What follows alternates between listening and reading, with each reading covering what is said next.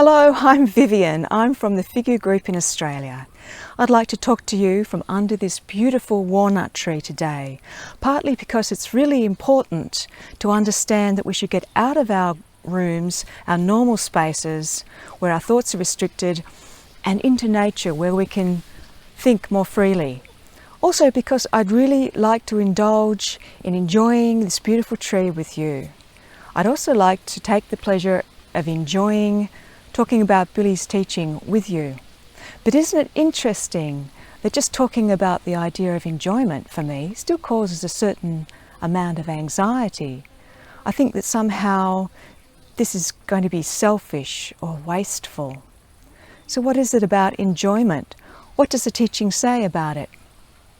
Well, we know in various parts of the teaching it explains that it's really beneficial to enjoy nature and love and harmonious music and poetry and all good things of that kind. In Might of the Thought, Billy talks about how we have a duty to enjoy the abundance of our lives if our lives are of a righteous and evolutive kind. And when he talks about duty, I understand that to be that we are, basically it's our function to enjoy along with other things. Our natural creational function to enjoy. Also, Billy talks about how joy, along with love, peace, harmony, freedom, is an expression of our inner abundance and inner prosperity. And on the inside is where those things in their true form really begin. I find that when I pay strict attention to something that I want to enjoy, I can guarantee the enjoyment of it. When I remove my prejudices and preconceived ideas and expectations about what it should be for me, and just let the truth of its reality speak to me, it's reliably satisfying, reliably and deeply satisfying. It's very refreshing and really, really grounding. And the interesting thing, and perhaps a really important thing, is that the wonderful side effect of this attentiveness meditation, really, this indulging in enjoyment, is that I also increase my respect for this thing. I respect the tree even more as a result of this enjoyment. What do I mean by respect? Well, when we talk about, in relation to Billy's teaching, respect, veneration, reverence, then it's got nothing to do with getting down on the ground, lowering ourselves, bowing, putting something or someone else up on a pedestal. Because the more you get to understand the nature of reality and the truth and the nature of roosters, sorry, I have a rooster invasion. The more you get to appreciate the nature of reality, the more you come to recognize that we are all equal by nature. So let's have a look at this from the outside. Look at all that fruit. I don't think I've ever seen that much fruit on that tree. It's got to be over 40 years old. And you saw how much shade it provides underneath for everything. That great tree can be compared to Billy Meier and the Plejaren extraterrestrial human beings who involve themselves with his work. Now, have a look at this tree. This is also a walnut tree. It's only 1 to 2 years old. No fruit, no shade. But pay attention to its essence. It's got the striving in it. It's begun its journey of development. It's tender, it's vibrant, it's full of creational energy. It would be ridiculous to suggest that this tree was any less deserving of love and life and respect than this tree.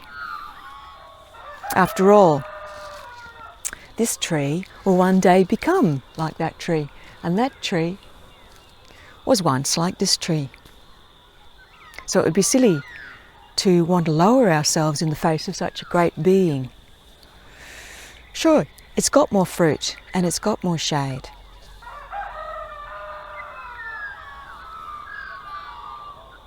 In that sense, it really is greater. It's greater in fruit. It's greater in shade. But the actual essence of the thing is the same. So when I talk about loving Billy's teaching, respecting Billy Meyer and wanting to be around him and his teaching, it's like how I feel when I'm under this tree. I'm looking at the fruit, I'm anticipating harvesting it. I'm enjoying the shade of the tree. I'm noticing the benefit it's giving all the little creatures and plants underneath the tree, including my chickens. And in no way am I grovelling in front of it, unable to look up. That would just make no sense at all, because that would be ignoring my own creational nature. So what do I love about Billy's teaching? Well, I'm a practical person. I like to build things that need building, such as chicken coops, trellises. I like to make a garden, a vegetable garden, this sort of thing. So getting Billy's teaching, this teaching of the truth, this creation energy teaching, is for me like being given the most beautiful box of high quality tools that have application in every conceivable area of life. With these tools, I can build the most enormous structures, or I can demolish huge things that need demolishing. I can build ladders to get myself out of the various holes I find myself in. I can do fine precision work. I can make sculpture, the most beautiful artwork. More specifically, we have tools like the wishful dreams, which allow us to switch on the neutral positive thinking at the drop of a hat. We have affirmations that can have a very similar effect, like the creational peace is embedded in my consciousness. It soothes me, it calms me, and it heals me. Affirmations are also wonderful for reforming our thoughts and reforming our very personality. These are wonderful tools, and we have the tool of meditation itself, which allows us to learn concentration and learn to control our consciousnesses. But here's the thing. I find that people come to the teaching, and perhaps all of us do this to a greater or lesser extent, and want to get their hands on those fantastic tools, but not bother to read the instructions, not bother to prepare and do what's necessary to be able to manage those tools correctly. This is a really powerful and useful tool. And sure enough, I could turn it on quite easily and wave it around and cut stuff. But for me to do it in a really responsible and controlled way, I really need a little bit of strength in my arms, which actually I have developed over time, so that I have control. Not only that, I need to be able to read the instruction manual so that I can understand how to approach the cut, so that I don't get a dangerous kickback if I don't do it right.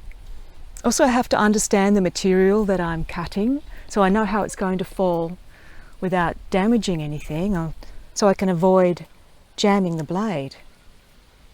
All of these things are really important. So obviously, to do something like that without the necessary preparation is not only dangerous and destructive to ourselves and to other people, it's also really disappointing as we notice how poorly we've executed something. And being such fickle earth human beings, we're not only really quick to pick up a tool without the necessary training, we're also really quick to put it back down again as soon as we don't get the results we want straight away. None of that makes any sense. It's just not logical. So obviously we need to follow the instruction to develop the strength and develop the control to use these wonderful tools. But at the same time, we need to follow the instruction to develop the indispensable love, knowledge and wisdom. These things are not optional. Love, for instance, isn't just this lovely fluffy stuff that's nice to have around that we don't really need. Love is actually a fundamental foundation stone of our whole existence. There can be no real change without love. Love is the absolute certainty that we coexist and co-live with everything, so everything that exists. When Billy's talking about meditation and the might of the thoughts and such things, in his texts, any of the students of his teaching will confirm that when you're reading about the nuts and bolts of those things, you're not just reading about how to focus and how to concentrate and this sort of thing. You are reading pages and pages of explanation about the human condition. You're reading about how to become a true human being. And that's really what's necessary. So what I really love about this teaching is I love its completeness. I love the absolute thoroughness of it and the fine attention to the detail of what's true and what's real. Obviously, if we want to progress with all of these things, if we want to progress with the tools, we have to respect ourselves, we have to respect other people, and we have to respect the world in which we live, the world that we experience, the world we exist in. Fortunately, attentiveness allows us to develop that ability to respect. We can simply train ourselves to respect things through experience, through the true direct experience of those things. And happily, the side effect of that is enjoyment in turn. Thank you for joining me as I have indulged in the pleasure of enjoying the abundance of Billy's teaching. If you'd like to know more about this, you can read more articles from our group at au.figu.org. Look out for the Flower Articles tab or the Bulletins tab, because a lot of our articles are in those bulletins. So until perhaps next time, Salome. Peace in wisdom.